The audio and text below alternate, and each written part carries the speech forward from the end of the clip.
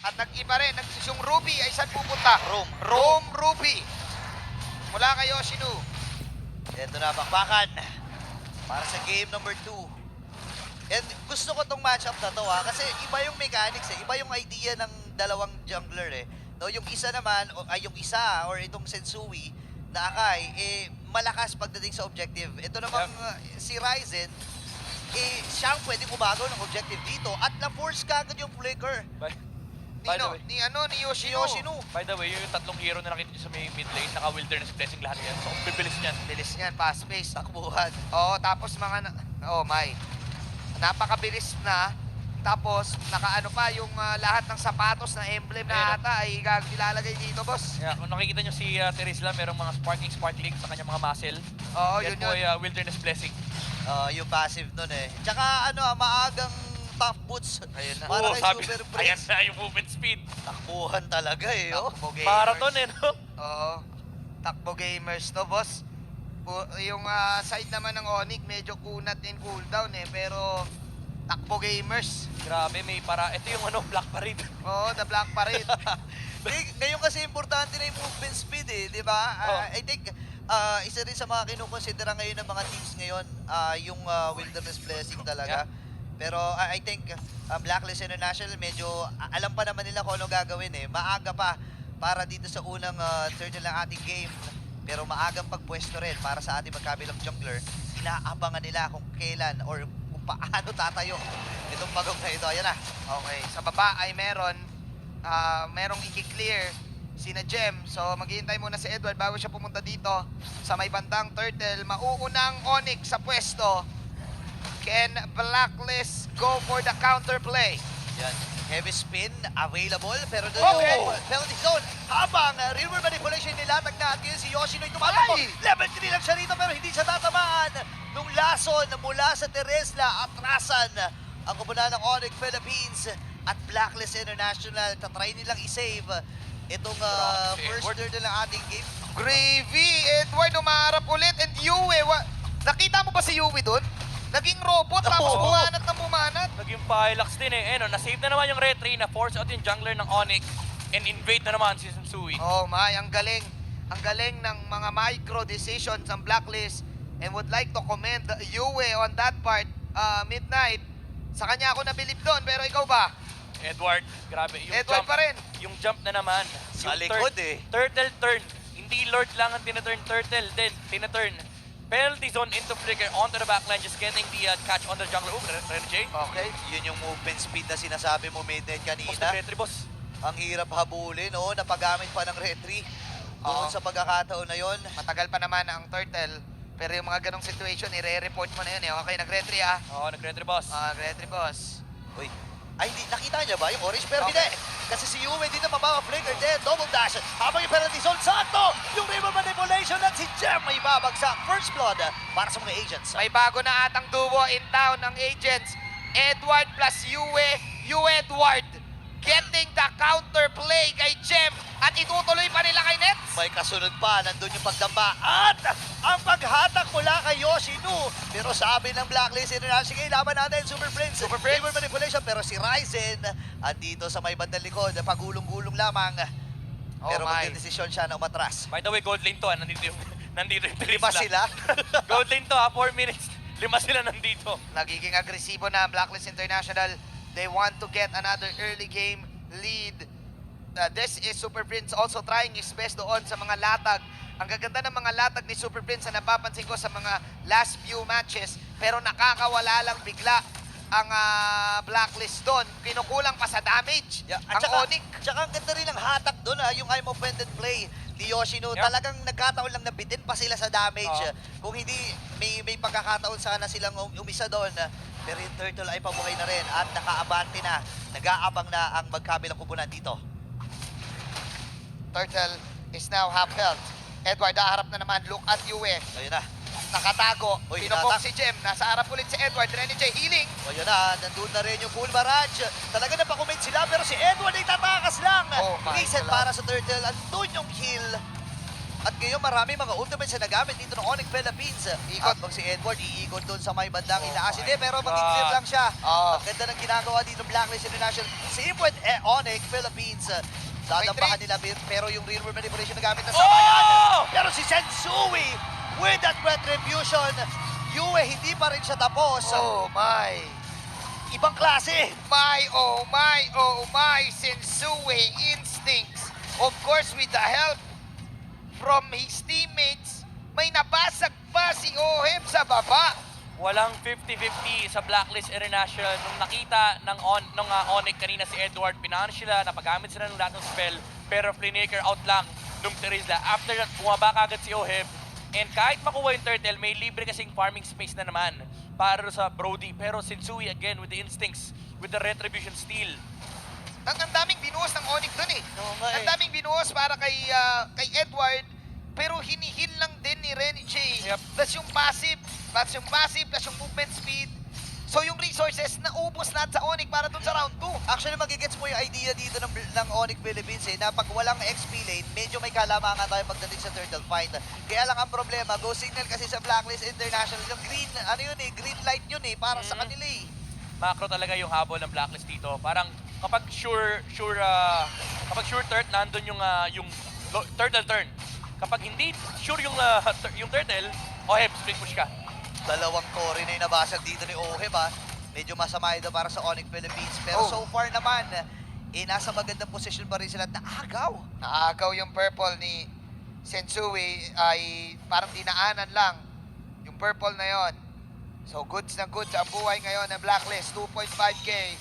Another clear mo lang yung mid moment for the side of Onyx. Ito yung wala ka na kasi ibang gagawin, clear mid Oh, lang. Clear mid mo na lang dahil Eagles na tayo. Magka-counter nakaw ba si Ryzen doon sa purple? Magsasabay ang purple at ang turtle. Pero humaharap na. Pero Humaharap na si Sensui. kakaiba si Sensui dito Pinapatunayan niya, okay, wag muna kayong sumama dito. Sige, bibigay namin yung purple buff. Pero ang problema, ang importante dito, yung shield na addition na para dun sa turtle, walang contest na nagawa Grabe. ditong Onyx. Oo. Grabe yung box ng Blacklist International. Talagang alam nila kung saan sila mag-objective. And look at this, yung space na binibigay para kay Oheb, may malaking teritoryo yung Blacklist International na hindi pwede pasukin ng Onyx. Makati na yan. Gumuguhit na yan. Sakit na ng mga normal. Oo, di pa nga nagpa-participate si Oheb sa laban. This is a crucial game for Onyx to do a comeback. It's really hard dahil mukhang 2 steps ahead ang Blacklist lagi sa mapa. Yun yung nangyayari. May tatry ang Onyx, pero hindi nadadodge Parang bago pa nila gawin, too late na. Pero kapansin-pansin yung respeto ng Blacklist at Onyx doon sa kits na meron ng bawat kupunan na meron sila. Kasi kung titignan mo, napakababa ng score nito 1-0 pa rin lang. And papunta na tayo sa 9-minute mark. Oo nga. Ayaw mamigay Di ba? Ayaw mamigay ng jungle. Okay, nanakaw ba? Dali na rin. Nakuha niya, nakuha niya. Nanakaw ni Sensui. Purple ni Ryzen, purple ni Sensui yung hawak ni Oo, Ryzen. ito yung kanina pa ni Ryzen doon. Agawan. Bigay lang. So another knockout for Sensui. This time, 50 seconds ang Lord. Lord na to, no? Yep. Tatlong turtle ang meron nasa side ng Blacklist. Looking at, of course, the damage output. Magkakabigayan na, boss. Oh, Yoshino dito. Nakita ni Sensui.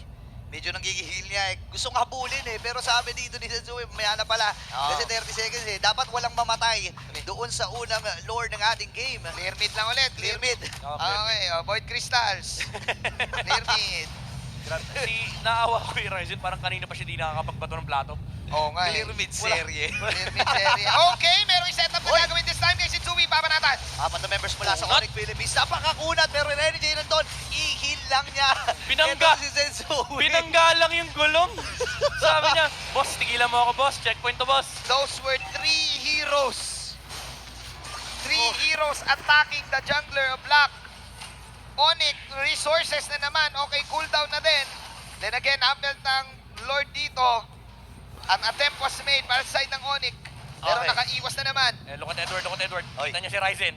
Nag-TP na rin actually si Nets para makasama siya dito sa potential Lord dance na ating makikita. Pero sinusunog lang ng Molten Essence ni Oo Sensui. nga lakad lang. Si Edward, grabe, oh. Lakad-lakad lang yan eh. One-man army. One-man One-man army. Yoshino, Uy. makikita. Nakap. Ayan si Yoshino. Kuya Ed. Wala na si Edward ng Mr. Frontman. Grabe. Grabe. The front line is really... Okay. Si so- Edward Zone. Okay, tignan natin the Edward zone. Nasaan? Nasaan si Jacob? Hindi magkakitaan. Ngayon Oo. si Jem, napadamba na si Jem dito ha. Ryzen, Pwedeng Ryzen. samantalahin Okay. the blacklist kung sino Oh nagamit my din. God! Si Ryzen, ang kanila puputirahin. Sensui with the Lord. River Manipulation nagamit din. May makakakuha ng isa. Babagsak si Ryzen kasama ng Lord. Sobrang linis nung take. Poke lang, Ganda. pag bumaba na yung Lord sa 5k HP, 3 heroes ng Blacklist International, yung tatlo naka-Wilderness Blessing focus dito kay Ryzen. Yung Rapa, boss. Yung Rapa yung nagpapa-confidence. Yung I can't believe na umabot na tayo sa mundo ng MLBB na Rene J. Rafaela. The Hitman. The Hillman. Rene J sa umaga, Rafaela sa gabi. Rene Ela. Rene Ella. Rene Ela eh. Baka Rene Ela to. Biruin mo ha, winanman frontman ni Edward. Hirap na hirap yung Onyx. Grabe. Gently. Grabe kasi si Edward, men. Alam mo yung pagkatapos siya makipaghampasan, babalik niya siya sa base. Oh, heal mo ka, pre. Heal mo ka, pre. Oo ko pre, may si Rene J, sabi niya dati kasi dami ko pinipindot pag show yung gamit ko. Ngayon gusto ko Rafaela, onti lang pinipindot Second ko. skill lang eh. Oo, lakad-lakad kahit nga nakapikit ka kahit. Oh! 5-man penalty zone para kay Edward. Ngayon, River Manipulation nalamag din natin yung full barrage. Kaya lang takbuhan muna ako muna na Blacklist Sinasya, medyo malalim. May magbawi din si Super Prince sa River Manipulation. Mababasag nila yung Torre doon sa may bandang ibaba. At medyo kinabahan ako doon. Kinabahan na patili na tayo dun eh. Buti na lang ready yung Onyx. Buti na lang ready yung Onyx sa situation na yon. Nice defense mula sa Onyx. I mean, it was a defense, pero forced reaction na naman mula sa Okay. Blacklist. Kasi, again, Edward with the mission, napakahirap i-push nung lane na yun sa totoo lang dahil ang daming pang-clear ng Onyx, ang dami nilang pang re-engage, and meron silang mga long-range nukes. So yung 5-man engage ni Edward, it allowed Blacklist to safely push the tower while only losing the Terizla. Hindi naman ganun kalaki yung Okay. effect ng Terizla death. Yes, nakakakuha ng gold yung Onyx, pero look at the map. Hawak ng Blacklist International yung base ng Onyx. Now, they have to group up as 5. Yeah. Pero ang problema ng Onyx dito, hindi sila pwede lumagpas ng river. 6.5k pa rin ang kalamangan ng Black. So kung iisipin mo, gaano katindi yung exchange na yon, ilan ang resources na pwedeng makuha ng Onyx after getting Edward. Kasi finally nakabawi sila. Yeah. Finally nakakuha sila ng kill. Pero ilang ganun pa ang kailangan nilang makuha to come back to this game. Oo, ang isa pang problema ng Onyx dito, ang nararamdaman lang nila yung core part memory damage, dahil naka-Malefic Roar Blade of Assist na si Oheb. Pero may Divine Glyph ng hawak si Uwe doon sa Valentina. Kahit yung Ixia, hindi rin ganun kasaya dito sa game na to kasi ang daming tumatalon eh. Tumatalon yung Akai, tumatalon yung Terizla. Oo. Mamaya pag tinalon na siya ng Valentina, 2 buga lang yan. Oo nga eh. Kailangan ng isang miracle set burst ng Onyx sa laban na to. Isang 5-man hila, 5-man, basta lahat ng 5-man. Isang diretsuhan. Oo. Actually, hindi pa naman imposible eh. Kasi nakita natin yung potential kay Yoshino eh. May mga magagandang eye movement na siya eh. Oo. Kaya lang kailangang masundan yun. And kailangan sa tamang pagkakataon. I'm offended full barrage. Oo. Diba? A combo na kailangan mo respetuhin. So on who? Yun ang tanong, on who? Oo, yun nga eh. Parang si Sensui, meron siyang heavy spin. Yung Terizla, never mo mahihila yan kasi pag hinila mo yun, happy pen si Edward. Oo. Resetan niya yung likod. Itong item na sunog-sunog na to, ang daya naman yan. Hindi mo yung Molten Essence oh. Oo nga eh. Parang hero na ata yung item na Oy. yan sa damage. Oy. Okay, taas ha? Okay. Kakambyo pa kaliwa dito ang Onyx Philippines. At walang naging cambio ang Onyx sa pagkuha ng Lord na yun. Nagliab yung mata ni Oheb eh. Guys, may lane no? May lane, no? Walang tore oh. May lane, pwede naman din. Bagyo din ako eh. Ako si Oo. Kielwan eh. Oo. Oo. Kadami na si Nets ginagawa yun eh. Dami ng ganung moments eh. Sabi niya, ako rin, kaya ko rin yun eh. Kaso, okay, teka lang, nakita ako. Gilid tayo. Gilid muna tayo. Sabi ni Kielwan. Okay, so ngayon ang Onyx Philippines, alam nila eh, kailangan nating ilaban to sa loob. Huwag salubungin yung Lord. Meron pa naman gitna. Ngayon, si Zui ay nasa harapan. Jeff Edward. dito, tumama na rin. Edward, kailangan natin bantayan kung saan siya papunta. Ewan dito, naghahanap din na magiging target niya. Pero yung heavy spin, nilapit na si Jeff. Ilalayo lamang nila nila. At si Ryze na magiging puntirya. Aray, Lalayo na muna dito yung back skill. Yung River Manipulation na latag na. Same with the penalty zone. Ready Oh kayo my mapasok. God! Heal. No! double kill para kay Yue! And Blacklist International will take this series against Onyx Philippines. Rip